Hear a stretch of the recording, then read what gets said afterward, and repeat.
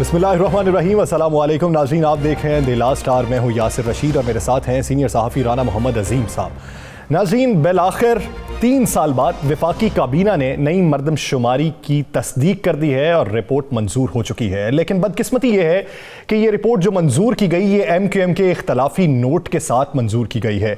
MQM ये समझती है कि मरदमशुमारी जो कराची में हुई उस पर उसे तहफ़्फ़ुज़ात हैं, कराची में मरदमशुमारी दोबारा से होनी चाहिए। वफाकी काबीना ये समझती है कि यह मरदमशुमारी हर 10 साल बाद नहीं बल्कि 3 साल बाद होनी चाहिए। मगर सवाल यह है कि आखिर मरदमशुमारी पर वफाकी हुकूमत इत्तफाक राय क्यों नहीं पैदा कर सकी। दूसरी जानिब MQM जो वफाकी हुकूमत में पाकिस्तान तहरीक इंसाफ की मजबूत इत्तेहादी है, वो अपना सियासी मूव जो है वो किस तरीके से कामयाब बना पाएगी। कराची को लेकर बहुत से तहफ़्फ़ुज़ात हैं। कराची में जो एक्शन प्लान था उस पर अमल दरामद नहीं हो सका। कराची में अभी तक जो रफ़ाही काम होने थे या जो ट्रांसपोर्ट में बेहतरी लानी थी उस पर भी अभी तक काम मुकम्मल नहीं हो सका या कुछ जगहों पर काम जारी नहीं हो सका। तो MQM पाकिस्तान इस बारे में आइंदा की हिकमत अमली क्या रखती है, इस बारे में बात करने के लिए MQM पाकिस्तान के रहनुमा सेनेटर मियां अतीक शेख साहब ने हमें ज्वाइन किया। शेख साहब, बहुत शुक्रिया आपके वक्त का। शेख साहब, आपकी मुलाकात हुई वज़ीर आज़म इमरान खान से पहले MQM के वफ्द की हुई, फिर बाद में वफाकी काबीना में मरदमशुमारी पर तहफ़्फ़ुज़ात सामने आए, गिलगित बल्तिस्तान में भी मुआवने खुसूसी की सीट पर बातचीत हुई। तो आने वाले दिनों में MQM पाकिस्तान वफाकी हुकूमत के इक़दामात को लेकर किस हद तक तहफ़्फ़ुज़ात का शिकार है और किस हद तक मुतमईन है? देखिए भाई, पहली बात तो ये है कि हम हुकूमत के इत्तेहादी हैं, इसमें कोई शक की बात नहीं है। और साथ ही साथ ये जो इत्तेहाद है आपके सामने है, पहले दिन से है। मैंने बहुत बड़ा एक रोल अदा किया उसमें, अपनी पार्टी को हुकूमत के साथ मिलाने में। और दूसरी बात ये है कि जो प्राइम मिनिस्टर साहब इवन इलेक्शन से पहले भी गए कराची में और कराची वालों को बहुत सी आस उम्मीद दिलाकर आए कि आपके साथ खसूसी बर्ताव किया जाएगा, अगर मैं वजीर आजम बन गया तो फिर सर्कुलर ट्रेन का मामला भी हल होगा, जो बसें नहीं आ सकी वो बसों का मामला भी हल होगा, और भी जो जो मसाइल हैं कराची के उनको तरजीही बुनियादों पर हल किया जाएगा। लेकिन वो बात 2.5 साल गुजरने के बावजूद भी तकरीबन वहीं की वहीं है। कुछ थोड़ी सी फंडिंग दी गई, वो बराए नाम सी है। तो हमारे तहफ़्फ़ुज़ात उस पर अपनी जगह कायम है। गाहे बगाहे जहां भी हमें मौका मिलता है हम ना सिर्फ प्राइम मिनिस्टर बल्कि सदर मुमलिकत को भी कहते हैं, गवर्नर सिंध को भी कहते हैं, जो वफाकी वुज़रा हैं कराची से। क्योंकि देखिए, लास्ट इलेक्शन में इमरान खान साहब को यह नहीं भूलना चाहिए कि कराची वालों ने बहुत ज्यादा साथ दिया उनका, और कराची वालों की यही एक्सपेक्टेशन थी कि जब 14 वहां से MNAs होंगे तो डेफिनेटली कराची का कुछ किया जाएगा, जो कतई तौर पर कुछ नहीं किया गया। दूसरी बात जो आपने मरदमशुमारी वाली की, यस, ये जब मरदमशुमारी जिस वक्त में इवन हो रही थी, हमने इलेक्शन कमीशन ऑफ पाकिस्तान में भी पिटिशन जमा करवाई, दूसरी अपना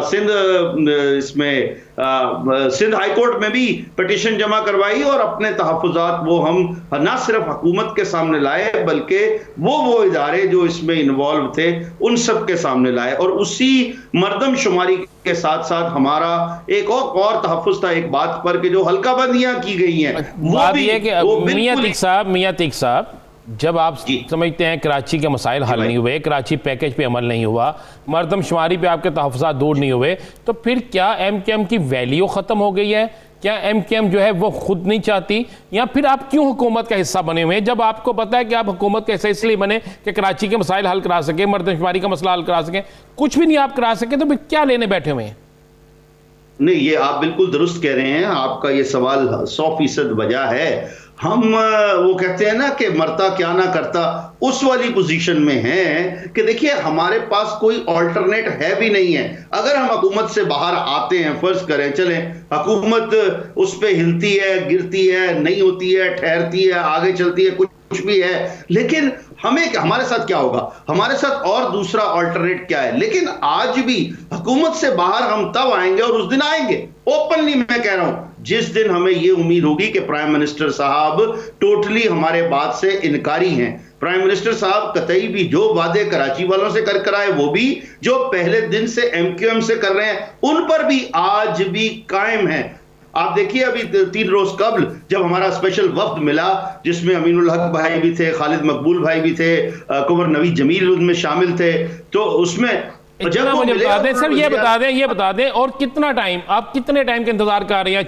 4 साल 9 माह, 4 साल 6 माह, कितनी देर करेंगे? 2.5 साल तो गुजर गए हैं अभी तक, आपको और कितना करेंगे? ऐसा नहीं है, हमें देखिए इस दफा भी कहा गया कि जी वो पहले, चूंकि पिछले 2-1.5 साल तक तो कुछ फाइनेंस का क्रंच था बहुत ज्यादा, उसके बाद 1 साल तो और हो गया ना, 1 साल में तो बच्चा बड़ा हो जाता है, बोलना शुरू कर देते हैं।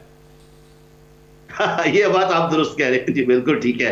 आज का दौर ऐसा है, बच्चा जो है वो स्मार्टफोन से खेलने भी लग जाता है 1 साल में, वो तो बात वहां पर है। लेकिन अब चूंकि हम उम्मीद कर रहे हैं कि पैसे उन्होंने, और इस दफा बड़ी पुरजोर किस्म की यकीन दहानी प्राइम मिनिस्टर साहब ने कराई है। बाद में मेरी मुलाकात अपने तमाम कायदीन से हुई थी, वो बहुत पुरुमीद है कि इंशाल्लाह अगले, और उन्होंने प्राइम मिनिस्टर के साथ ये भी कहा है कि जो इनकार है उसकी तशरीह क्या है? 2.5 साल में जो वादे किए गए थे वो अगले भी 2.5 साल करते रहे, तो इनकार तो है नहीं। नहीं, आप बिल्कुल ये भी ठीक कह रहे हैं भाई, लेकिन इस दफा जो प्राइम मिनिस्टर साहब ने कहा है कि जनवरी के फर्स्ट वीक में वो कराची का दौरा भी करेंगे, पैसे भी रिलीज किए जाएंगे और मजीद हालात को बेहतर करने की कोशिश की जाएगी। तो हम बहुत होपफुल हैं कि जनवरी के स्टार्ट में ही पैसे मिल जाएंगे। और साथ ही साथ ये जो अपना सेनेट का इलेक्शन है उसके लिए भी प्राइम मिनिस्टर साहब ने एग्री किया हमारे साथ कि वो पीटीआई और एमक्यूएम मिलकर सेनेट का इलेक्शन जो है वो कराची से लड़ेगी। मियां साहब ये कहिएगा कि कितनी सीटें सेनेट इलेक्शन में मांगी गई हैं आपकी जानिब से? नहीं जनाब, ये अभी कहने की सूरत हाल नहीं है। उसकी वजह ये कोई 8 की 8 सीटें जो हैं वो तो जो जनरल की बात करें, या ओवरऑल अगर 11 सीटें हैं तो सारी की सारी तो पीटीआई की हैं भी नहीं है या मिलनी भी नहीं है। उसमें से देखिए एक खास नंबर है, मोस्ट प्रोबेबली एमक्यूएम और पीटीआई अगर साथ होकर चलेंगे तो 3 से 4 सीटें वो डेफिनेटली हम ले सकेंगे। अदरवाइज शायद एक सीट से ज्यादा नहीं निकल सकती अगर वो हम अलग-अलग इलेक्शन लड़े। मियां तीक साहब, ये अंदर की बात तो बता दें, आप बारगेनिंग की बेहतरीन पोजीशन में हैं, आपकी वजह से हुकूमत भी कायम है, खड़ी है अपने पाँव पे, और जब आप ऐसी पोजीशन में हो तो उसके बावजूद ना आप अपना कोई एक मुतालबा जो है मनवाने में कामयाब नहीं हो सके। अंदर की बात क्या है? कोई परेशानी है, कोई और चीज़ है, किसी और ने रोका हुआ है? नहीं, देखिए ये आप समझते हैं कि अंदर की परेशानी जो है शायद वो एमक्यूएम का अपना अंदर का टूट फूट है। आप देखिए कितने इससे बखरे किए गए, कितने जो है ना वो धड़े बनाए गए हैं। उसके बाद अभी भी आज भी एमक्यूएम कराची में कायम है। एमक्यूएम पाकिस्तान की मैं बात कर रहा हूं, और वोट बैंक हमारा इंशाल्लाह पहले से बेहतर होगा। लोग उस वक्त को याद कर रहे हैं कि जब एमक्यूएम चल रही थी, उसको और बेहतर तरीके से चलाया जा सकता था। तो ये बात तो बड़ी वाज़ेह है जी कि हम समझ रहे हैं, लेकिन कतई तौर पर हमारा ये मकसद नहीं था कि हम हुकूमत को ब्लैकमेल करें। आप देख लीजिए इस टेन्योर में शुरू से लेके आज तक हमने किसी जगह, इवन यहां तक कि एक स्पेशल एडवाइजर का कहा गया था, एक एडवाइजर टू गवर्नर के लिए कहा गया था, और एक मिनिस्ट्री और देने का कहा गया था, वो पूरा नहीं हुआ। हमने उसके बावजूद भी किसी जगह के ऊपर कोई बार्गेन या कोई अपना प्रेशर दिखाने वाली बात नहीं की।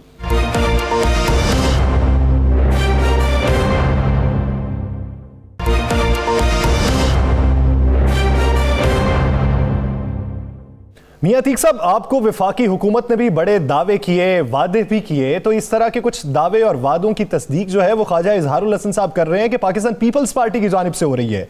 क्या वादे किए गए उनकी जानिब से?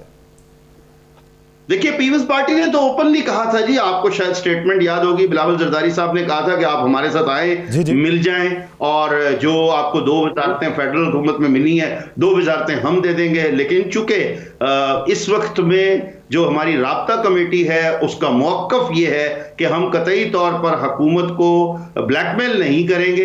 हाँ, अपना मौक़िफ़ जो है वो हम अपना कायम रखेंगे और बार बार उनको उनके वादे याद दिलाते रहेंगे। हम पुरुमीद हैं कि प्राइम मिनिस्टर साहब कराची वालों के साथ, ये सिर्फ एमक्यूएम की बात नहीं है। देखिए आप इस बात को भी नोट कीजिए, जैसा मैंने कहा कि 14 MNAs उनके वहां से हैं, कितना बड़ा वोट बैंक कराची वालों ने उनको दिया।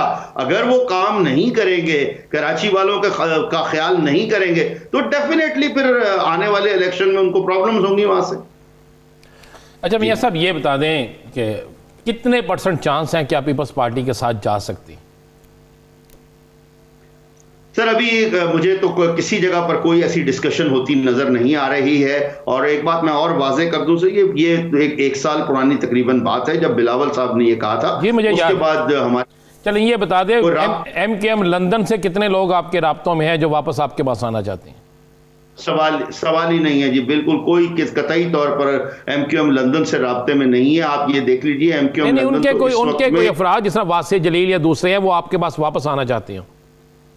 नहीं, मेरे नॉलेज में कोई ऐसी बात नहीं है जी। कोई अगर किसी का जाती तौर पर किसी के साथ ताल्लुक हो, रिलेशन हो, तो उसके बारे में मैं कुछ नहीं कह सकता। लेकिन एक बात मैं बड़ा वसूख से कह सकता हूं कि MQM कराची जो है, MQM पाकिस्तान जो है, वो कराची में जितने लोग बैठे हुए हैं या पंजाब में जितने हैं, मेरे समेत हम में से कोई भी लंदन वालों के राब्ते में कतई तौर पर नहीं है। मियां अतीक साहब, ये जो डेलीगेशन मिला था प्राइम मिनिस्टर से, तो उसमें ये बात बाद में खुल के सामने आई थी कि एक खास किस्म का NRO मांगा गया है MQM पाकिस्तान की जानिब से कि वो लोग जो जलावतनी गुजार रहे हैं उन्हें वापस आने की इजाजत दी जाए, जो उन पे केसेस थे वो खत्म किए जाएं, दफातर खोलने की बातें हुई। क्या ऐसी हुई कोई बात?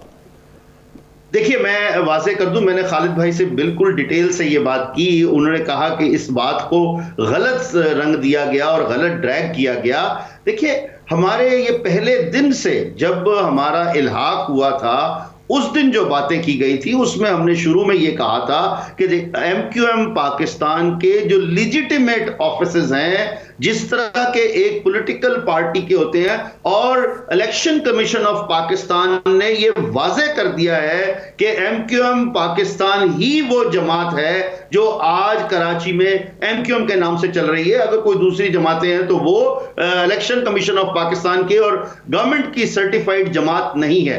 अब उसके ऑफिसेज के लिए हमने कहा कि जी किसी भी गलतफहमी की बुनियाद पर आपने किसी ऑडिट करने के लिए अगर वो दफातर सील किए थे, तो आज वक्त है कि आप वो दफातर हमें वापस कीजिए।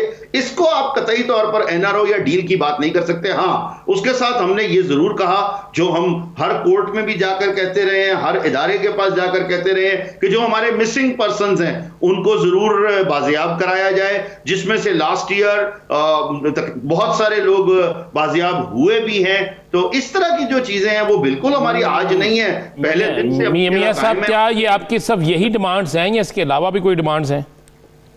क्या इसके अलावा कोई डिमांड्स हैं आपकी? जी बिल्कुल, मैं बताता हूं जो इसके अलावा, जैसे मैंने पहले कहा था, हर हमारी डिमांड वो अपनी जगह पर कायम है। जो PTI के इमरान खान साहब ने वजीर आजम बनने से पहले हमसे मानी, क्या डिमांड है? वजीर आजम बनने के बाद, जी हेलो, सॉरी आवाज कट रही है। मियां साहब, आप क्या समझते हैं कि कराची के अंदर मौजूदा जो गैस बहरान है, जिस पे काफी लोग परेशान हैं, दुहाइयां दे रहे हैं, उसका बुनियादी जिम्मेदार कौन है? सूबाई हुकूमत तो वफाकी हुकूमत पे मलबा डाल रही है। नहीं, देखिए, एक चीज आप समझिएगा कि ये जो गैस का बहरान है ये क्यों है। मैं एज एन एंटरप्रेन्योर इंडस्ट्रियलिस्ट एक बात जानता हूं कि जब आप किसी भी इदारे में काम करते हुए किसी चीज का फैसला टाइमली ना लें, जो फैसला हुकूमत वक्त को, फेडरल गवर्नमेंट को, और कोई दूसरा वो नहीं है, उसके इदारे हैं वो, जो भी जिसको आपने डिप्यूट किया हुआ है, जिस बंदे के आपने जिम्मे लगाया हुआ है, जिन्होंने LNG का ऑर्डर करना था। अब अगर उन्होंने जुलाई में ऑर्डर करना था और उसकी सप्लाई जो है वो दिसंबर और जनवरी में आनी थी, वो उन्होंने टाइमली नहीं किया, तो किसकी रिस्पॉन्सिबिलिटी है? और ये जैसा कि मुख्तलिफ चैनल्स पर ये प्रोग्राम चले हैं और मेरी नजर से बहुत सारा ये चीज, इसका मवाद गुजरा है, ये सरासर हुकूमत वक्त की उन अफसरान की गलती है, उनका ये नालायकी है, मैं ये कहूंगा, जो आज पूरी हुकूमत के जिम्मे पड़ी हुई है। और वो सिर्फ कराची के गैस का बहरान नहीं है, इस वक्त पूरे मुल्क में है। मैं आज सुबह की बात इस्लामाबाद में करता हूं। मैं इस्लामाबाद में अपने घर में बैठा हूं, आज सुबह मैं नाश्ता नहीं कर सका इसलिए कि गैस नहीं थी, और वो जो चाय उसमें बनाई जाती है अपना माइक्रोवेव ओवन में, मैं वो नहीं पी सकता, तो मैं इसीलिए बगैर कुछ खाए पिए नाश्ते के चला गया। So this is what the situation is. अच्छा मियां साहब, ये बता दें, MQM बड़ा एक बेहतरीन किरदार अदा करती थी अवामी मसाइल के हवाले से, बड़ा शोर मचता था। लेकिन अब कुछ अरसे से, बल्कि ये 2.5 साल जब से आप हुकूमत में आए हैं, तो MQM वो MQM नहीं रही जो अवामी राब्तों में होती थी। अब लोग आपसे पूछते नहीं? जी बिल्कुल, बल्कि मैं तो ये कहूँगा कि अब आज की MQM जो है वो ज़्यादा वावेला मचाने वाली और मुख्तलिफ किस्म के जो इल्ज़ामात लगते थे वो वाली MQM नहीं है। आज की MQM एक बर्दाश्त करने वाली, एक सब्र शुक्र से अपना वक्त गुजारने वाली, खामोशी से आगे बढ़ने वाली, वो वाली MQM बन चुकी है। तो शायद यही वजह। लेकिन उसके साथ साथ मैं फिर कहूँगा, हमारे MQM पाकिस्तान में जितने भी लीडरान हैं वो लोग हैं, वो गुर्बत उन्होंने देखी है, वो गरीबी के दर्द को समझते हैं, उन्होंने खुद गरीबी झेली है। इसलिए वो जब भी कहीं पर बात आती है और गरीब के मसाइल की बात आती है तो वो हर तरह से आगे खड़े होते हैं। और आज भी हम, चाहे वो नेशनल असेंबली हो, सेनेट हो, अवामी मसाइल जो हैं, या प्रोविंशियल असेंबली हो, अवामी मसाइल जो हैं, हर तरह के, चाहे वो कराची के हों, सिंध के हों, पाकिस्तान के किसी कोने के हों, आम लोगों के हों, गरीब आदमियों को, उनको हम उठाने की हमेशा कोशिश करते रहे हैं। आखिरी सवाल, आप सेनेट में भी मौजूद हैं, तो वफाकी हुकूमत सेनेट के जो इंतखाबात हैं ओपन बैलेट के जरिए करवाना चाहती है, रेफरेंस भी सुप्रीम कोर्ट को भिजवाने का फैसला कर लिया। तो क्या समझते हैं कि ये तरीका कार किस हद तक मुअस्सर और शफाफ होगा, और इससे सुप्रीम कोर्ट से क्या तवक्को रखी जा सकती है? देखिए, दो चीजें हैं जी। एक तो प्राइम मिनिस्टर साहब की उस बात से बहुत कंफ्यूजन फैला कि 1 महीना पहले, और वो कौन सा महीना, वो फरवरी का महीना होगा। तो फरवरी के महीने में तो वैसे ही एज पर रूल सेनेट के इलेक्शन होने ही होने हैं, यानी कि 11 फरवरी से लेके 10 मार्च के दरमियान किसी दिन भी। पहली बात तो ये क्लियर होगी। दूसरा, जो आपने कहा तरीकाकार को बदलने का, हाँ, मैं भी इस चीज का हामी हूं कि तरीकाकार बेहतर बनाया जाए, बिकॉज मुतअद्दिद बार ये सेनेट के इलेक्शन में ये कहा गया कि बहुत से लोग पैसे के जोर पर सेनेट में आ जाते हैं, जो कतई तौर पर उसका नेमुल बदल होना चाहिए। मगर ये जो कहा जा रहा है शो ऑफ हैंड से, मैंने चूंकि एक इलेक्शन खुद लड़ा है सेनेट का और ज्यादा वोट लिए थे मैंने सिंध असेंबली में, मैं ये बात को अच्छे तरीके से समझता हूं। और दूसरा इलेक्शन एज अ सेनेटर मैंने देखा है बड़ा करीब से। मैं ये इतना तजर्बा हासिल करने के बाद ये कहता हूं कि कतई तौर पर शो ऑफ हैंड से कोई तरीका नहीं है जिससे आप हो सके। यस, शो ऑफ बैलेट से होगा। वजह यह है कि ये बड़ा एक सेंसिटिव मामला है और इसमें प्रायोरिटीज रखी जाती हैं कि आपका प्रायोरिटी 1 क्या होगा, प्रायोरिटी 2 क्या, प्रायोरिटी किसको देंगे। वो काबिल अमल नहीं है, शो ऑफ बैलेट काबिल अमल हो सकता है, उससे किसी हद तक शफाफ बनाया जा सकता है। बहुत शुक्रिया मियां अतीक शेख साहब इस हवाले से अपना वक्त देने के लिए।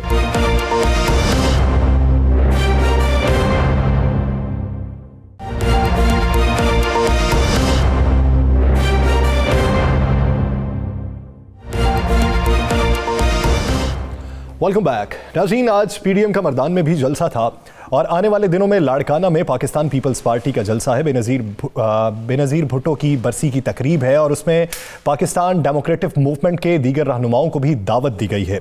सेनेट के इंतखाबात भी हैं, मरदमशुमारी की भी मंजूरी हो चुकी है। तो इसी बारे में बात करने के लिए अपोजिशन का आइंदा का लाहेअमल क्या होगा, शहला रजा साहिबा ने हमें ज्वाइन किया है। पाकिस्तान पीपल्स पार्टी की सीनियर रहनुमा है शहला रजा साहिबा, बहुत शुक्रिया आपके वक्त का। मरदमशुमारी जो छठी हुई उसकी रिपोर्ट मंजूर कर ली वफाकी काबीना ने, लेकिन इख्तलाफी नोट लिखा MQM पाकिस्तान ने। आप क्या समझती हैं कि मरदमशुमारी जो है वो क्या 3 साल बाद होनी चाहिए या 10 साल बाद होनी चाहिए? और हालिया मरदमशुमारी में MQM पाकिस्तान के इख्तलाफी नोट को किस नज़र से देखते हैं? देखिए, जहाँ तक इख्तलाफी नोट है तो ये उनका राइट है कि अगर वो किसी चीज़ से इख्तलाफ कर रहे हैं तो वो उस पे लिखे, लेकिन क्या ड्यूरेशन पे लिखा है, किस पे लिखा है, ये मुझे नहीं मालूम। उन्होंने तनासुब पे लिखा है, तनासुब पे लिखा है कि तनासुब में फ़र्क बहुत ज़्यादा है। यकीनन होगा, क्योंकि ये हम सबका, जो कराची वाले हैं ख़ास तौर पर, उन सबको ये एतराज़ है। और हम देख रहे होते हैं कि रोज़ाना के तौर पर इनखला हो रहा है कराची में मुख्तलिफ सूबों से, ख़ास तौर पर बलूचिस्तान से, पंजाब से, KP से, सभी जगह से, क्योंकि कराची में जो है वो मौसम भी मेहनत कशों के लिए बेहतर है और काम भी मिल जाता है। तो फिर जाहिर है कि उसके बाद उनकी फैमिली भी इधर शिफ्ट हो जाती है। जो यहाँ रह रहा है उसके शनाख्ती कार्ड को आप के हिसाब से आप उसका एड्रेस नोट कर रहे हैं, वो जो रिसोर्सेज हैं वो यहाँ की इस्तेमाल कर रहा है, तो मैं समझती हूँ कि ये बात जो है बहुत संजीदा बात है, और कराची का जो मसाइल हैं वो डायरेक्टली जो है वो रिलेटेड हैं कराची की कम वसाइल और बढ़ती हुई आबादी। और कराची का हालात मैं नहीं समझती कि कोई ठीक कर सकता है, जितनी आबादी है उसके हिसाब से। शैला साहबा ये तो मुझे बताइएगा, चलें ये तो हो गया, चलें आप सपोर्ट करती हैं, बिल्कुल अच्छी बात है। एक मुझे चीज़ तो बता दें, आप लोग इस्तीफ़े देने जा रहे हैं, आपकी पार्टी बिल्कुल तैयार बैठी है, सारा कुछ मौजूद है, ज़िमनी इलेक्शन का शेड्यूल अनाउंस हो गया है, सिंध में भी ज़िमनी इलेक्शन होने जा रहे हैं, तो क्या पाकिस्तान पीपल्स पार्टी उसमें हिस्सा लेगी? अपोजिशन पार्टीज या पीडीएम के तमाम जलसे कामयाब रहे और राय आमा हमवार हुई, जहां जहां रुकावटें लगाई गई और वर्कर्स नहीं पहुंच सके, आम आवाम निकली। अब दूसरा मरहला जो है वो शुरू हो गया, जिसमें डिस्ट्रिक्ट की सतह पर जो है छोटे मुजाहिरे रखे गए हैं, जो अब उसमें एक ऑप्शन जो है वो इस्तीफे का भी रखा गया है कि अगर हुकूमत जो है उस को ये समझ नहीं आया कि वो डिलीवर नहीं कर सकते और उन्होंने डिलीवर नहीं किया है, तो इस्तीफे का ऑप्शन इस्तेमाल किया, उसको इस तरह ले लिया गया जैसे कि ओहो भाई फौरन इस्तीफे देने। चलें ओके हो गया जी, आपने जो कहा। क्या आप इलेक्शन में हिस्सा लेने जा रहे हैं, ज़िमनी इलेक्शन में? बिल्कुल, क्योंकि हमें तो नहीं मालूम कि पीडीएम की सरबराही में इस्तीफे का ऑप्शन कब इस्तेमाल होता है, तो जो मुल्क का एक आईनी सिलसिला है उसमें तो हमें पार्टिसिपेट करना है। और इसका मतलब सेनेट में भी जाएंगे फिर तो आप? सेनेट इलेक्शन में भी जाएंगे? ये भी पीडीएम ये भी पीडीएम की क़यादत डिसाइड करे। अगर पीडीएम के सरबराह ये कहते हैं कि सिंध हुकूमत जो है ज़िमनी इलेक्शन में ना जाए, तो पीडीएम के फैसले को पीपल्स पार्टी कबूल करे। यानी वो आपने पीडीएम की क़यादत पे छोड़ा हुआ है। शैला रज़ा साहब, बात कर लेते हैं लाड़काना में जलसे के हवाले से जो 27 दिसंबर को हो रहा है बीबी की बरसी पर। आप भी कोविड पॉजिटिव रही हैं, सीएम सिंध भी कोविड पॉजिटिव रहे हैं। आपने कराची में जिस तरीके से लॉकडाउन किया या जिस तरीके से माइक्रो स्मार्ट लॉकडाउन जारी है वो आपके इल्म में है, तो क्या सीएम सिंध का जो कल का बयान है कि ओपन एयर में कोरोना कम फैलता है इसलिए हम हिफाजती इकदाम करेंगे, वो किस हद तक सूदमंद होगा आवाम के लिए? सीएम सिंध का ये बयान जो है वो WHO जो है उसकी रोशनी में है, जिसमें ये बात की जाती है कि कवर्ड एरिया में जो है ये ज्यादा फैलता है, इसीलिए आजकल असेंबलीज जो हैं उनके इजलास कम होते हैं क्योंकि कवर्ड एरिया है, और होते हैं तो मेंबर्स को जो है बाकायदा बताया जाता है कि अगर कंटिन्यूसली सेशन हो डेली बेसिस की बुनियाद पे कि आज इतने मेंबर्स आएंगे, आज इतने मेंबर्स नहीं आएंगे, तो कम से कम 2 चेयर का फासला रहे और मास्क का इस्तेमाल होगा, टेम्परेचर लिया जाता है। लेकिन अगर ओपन एयर है और आपने मास्क लगाया हुआ है और एक डिस्टेंस आप मेंटेन कर रहे हैं तो वो कम हो सकता है। इसीलिए जो मॉल्स हैं, जो जलसे हुए पेशावर में हुए, खैबर पख्तूनख्वा में, कोयटा में हुए और बाद में जो दीगर शहरों में हुए हैं, तो उसके बाद वहां पे जो एदाद-ओ-शुमार बताते हैं वो तो काफी इजाफा हुआ उसमें। तो आपको क्या लगता है कि हुकूमत के मुहैया करदा एदाद-ओ-शुमार गलत है?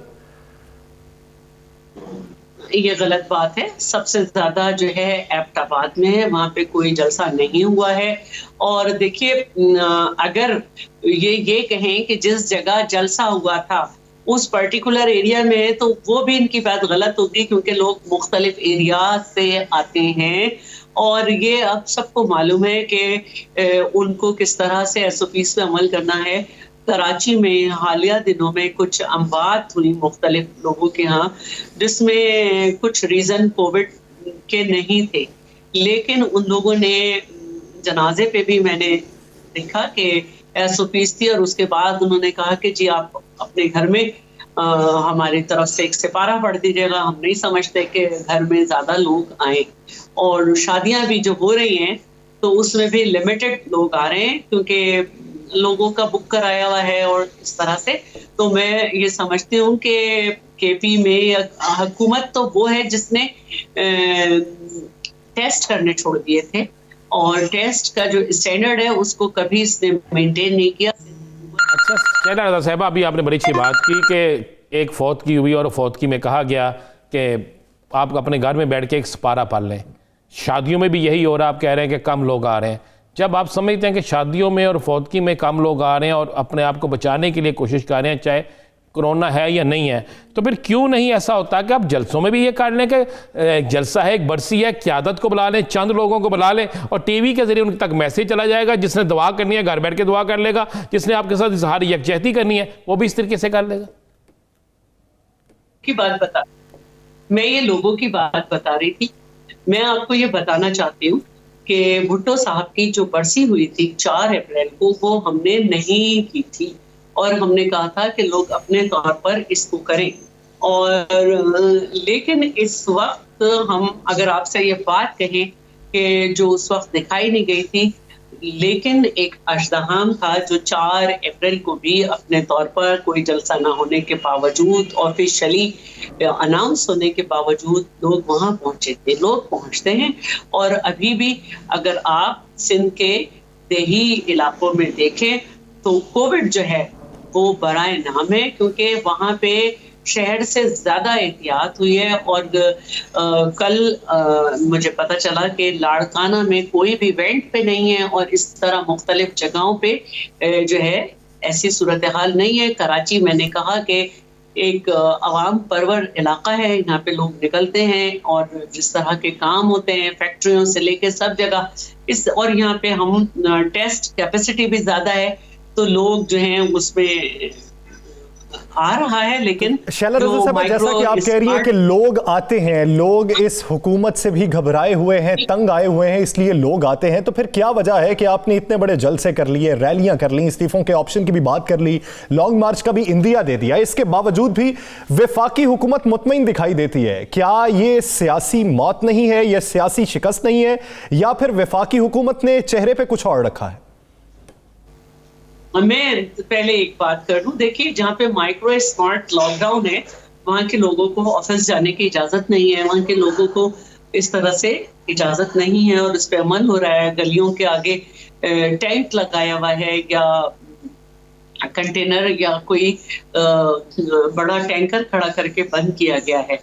अच्छा, अब जहाँ तक बात है हुकूमत की, तो अभी तो हमने जलसे ही किए हैं और कल वजीर आजम ने ये इतराफ़ कर लिया कि 2.5 साल में तो उन्हें कुछ पता नहीं चल सका और वो डिलीवर नहीं कर सके और उनको तजर्बा नहीं था और उनकी तैयारी भी नहीं थी और अपने लोगों को हिदायत की है।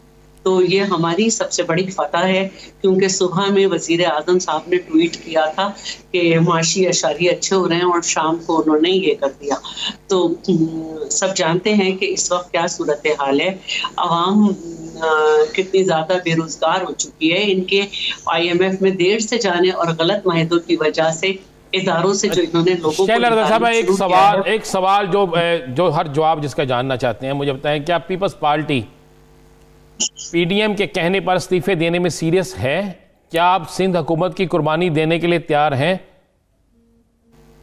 अच्छा जी, सबसे ज्यादा मैं आपको ये बात बता दूं कि सिंध असेंबली में जो है पाकिस्तान पीपल्स पार्टी के तमाम लोगों के इस्तीफे जो हैं वो चेयरमैन बिलावल के पास जमा हो चुके हैं और NA से भी लोगों ने चेयरमैन बिलावल को दे दिए हैं।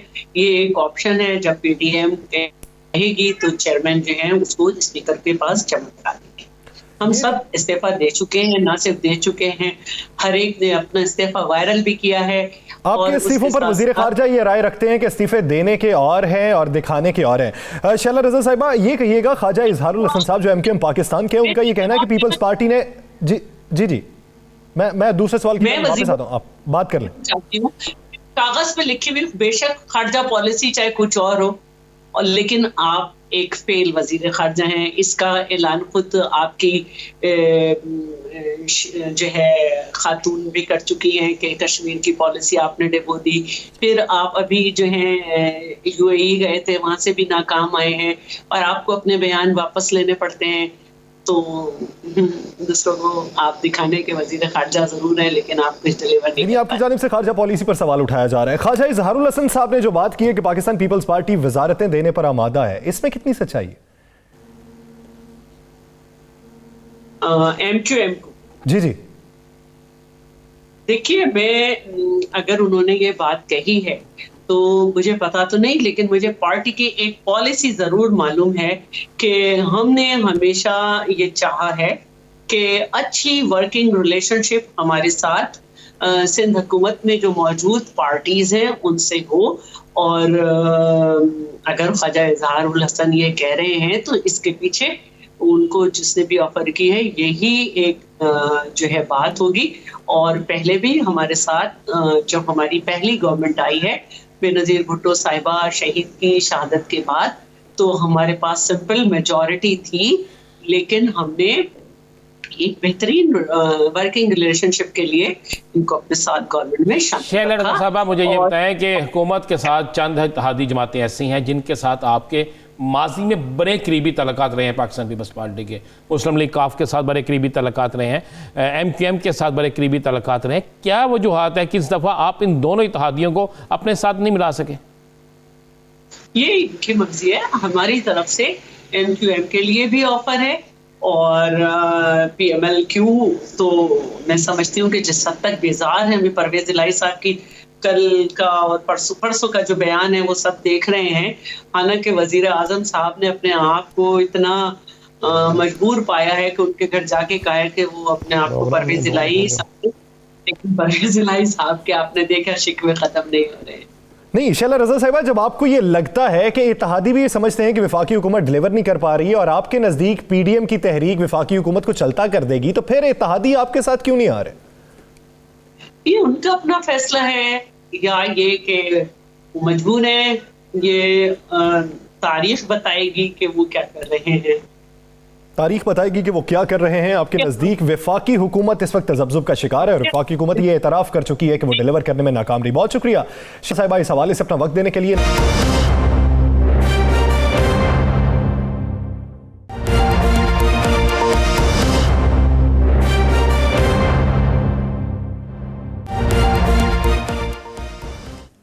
Welcome back. नाज़रीन, बात करेंगे भारत की। जो दिल्ली के अंदर किसानों का एहतजाज 26वें रोज़ में दाखिल हो चुका है। किसानों के हौसले हैं कि पस्त होने का नाम नहीं ले रहे, जबकि एहतजाज का दायरा कार इस हद तक वसी हो चुका है कि बैरूनी ममालिक में भी भारतीय काउंसलेट के बाहर भारतीय किसान एहतजाज कर रहे हैं, जहाँ पर उनके साथ दीगर मज़ाहिब के लोग भी शामिल हैं। सिखों की बड़ी तादाद है और उनके साथ साथ कश्मीरियों की बड़ी तादाद है जो भारतीय किसानों के हक में बात कर रही है।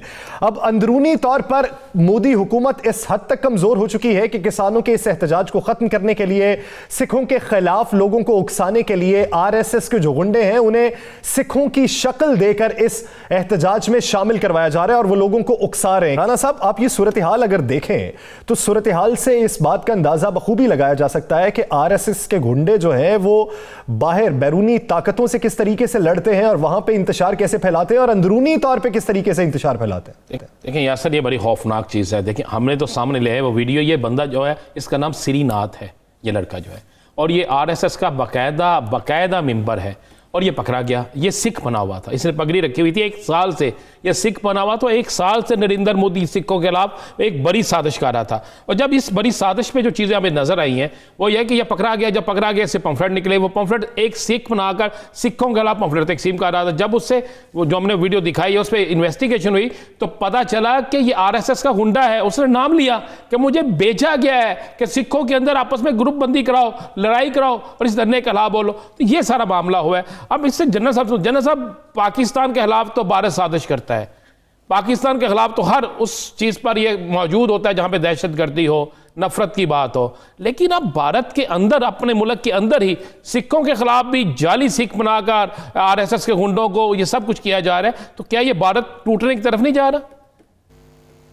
देखिए, भारत का टूट जाना एक उसका मुकद्दर है, क्योंकि जो सोसाइटी अपने इंसानों को, मैं सिर्फ हिंदुओं की बात कर रहा हूँ, सिर्फ इस बात पे गैर इंसानी सलूक करती है उनके साथ कि उनकी ज़ात निचली है, और ये 60 से 70% लोग हैं। सदियों से इनके साथ यही सलूक होता रहा है। लेकिन आहिस्ता आहिस्ता इस्लाम की आमद के बाद और अब गुज़श्ता 70 सालों से जब से ये भारत एक गैर फितरी रियासत के तौर पर उभर के आया है, उनको भी अपने हकूक़ का एहसास होना शुरू हुआ है। तो ये मुआशरा तो टूट का शिकार पहले ही से था। यही हाल उनकी फौज के अंदर है। अब ये कुछ जो सिखों के साथ वो करने की कोशिश कर रहे हैं, यही उन्होंने कश्मीर में करने की कोशिश की। लेकिन जब कमबख्ती आती है तो फिर कोई चाल भी आपकी सही नहीं पड़ती। अब जिस तरह ये पकड़ा गया है, ये जिस श्रीनाथ जिसकी आप बात कर रहे हैं, अब इससे और बहुत सारे लोग यहां से भी निकलेंगे इस पे, और यही वो लोग हैं जो मोदी का चेहरा एक नहीं कई बार बेनकाब कर रहे हैं। मोदी ने जिस फिलॉसफी के तहत उसको लेके आया गया था कि भारत में एक वाहिद हिंदू रियासत दुनिया की होगी जो दुनिया पे हुक्मरानी करने के लिए बनी है, और उनका जो ख्याल ये था कि उसमें पहले कश्मीरियों को ज़ेर करते हैं, मुसलमानों को हम तबाह करते हैं, अंदर उनको कमज़ोर करते हैं, पाकिस्तान को तोड़ने की नौज़बिल्लाह कोशिश करते हैं। तो इस तरीके से वो जारी तो था अपने मंसूबे पर, लेकिन एक मंसूबा इंसान बनाता है, फिर एक मंसूबा कहीं और बनता है। और हम जो इस भारत को देख रहे हैं गुज़श्ता 60-70 साल से, और बड़ा क्लोजली मैं वॉच कर रहा हूँ इसको, तो आहिस्ता आहिस्ता भारत अब उस स्टेज पे आ गया है कि अब चाहे मोदी साहब हो या कोई और हो, भारत अब दो ही काम हो सकते हैं, या तो ये किसी को लेकर डूब जाए साथ ही अपने, या ये टूट का शिकार हो जाए। क्योंकि भारत का जो गला है ना, वो कश्मीरियों ने पकड़ के रखा हुआ है। कश्मीरियों ने 9 लाख कश्मीरी हैं, 80 लाख कश्मीरियों ने 9 लाख भारतीय फौज को तो वहां पे कैद कर रखे हुआ है, और वहां से वो निकलना उनके लिए मुश्किल है। निकलते हैं तब उनके लिए मुश्किल है, रहते हैं तब उनकी मुश्किल है। तो भारत को इकोनॉमी उसकी अपनी टैंक करके हुई है। सोसाइटी के जो तजादात हैं जिसको उन्होंने ढांपा हुआ, तो ऊपर से सेकुलरिज्म का सो कॉल्ड लिबादा देकर, अब वो लिबादा तो खत्म हो गया है। जो अंदर के तजादात है, डिसइंफो लैब ने जो इंकशाफात किए थे और जो भांडा फोड़ा था, मकरूह चेहरा दिखाया कि किस तरीके से ये प्रोपेगेंडा करते हैं, ये तो उसी की सदाकत है। ये जो आरएसएस का गुंडा पकड़ा इन्होंने और उसने खुद उसकी तस्दीक की, तो ये वही एक शक्ल है जो अंदरूनी तौर पे भी वही प्रोपेगेंडा है, बैरूनी तौर पे भी वही प्रोपेगेंडा है। तो आप क्या समझते हैं डिसइंफो लैब की रिपोर्ट के बाद इनका इमेज किस तरीके से मुतासिर होगा? देखिए, दुनिया के पास अगर पाकिस्तान यही बात करता, शायद दुनिया इसको प्रोपेगेंडा के तौर पे लेके छोड़ देती।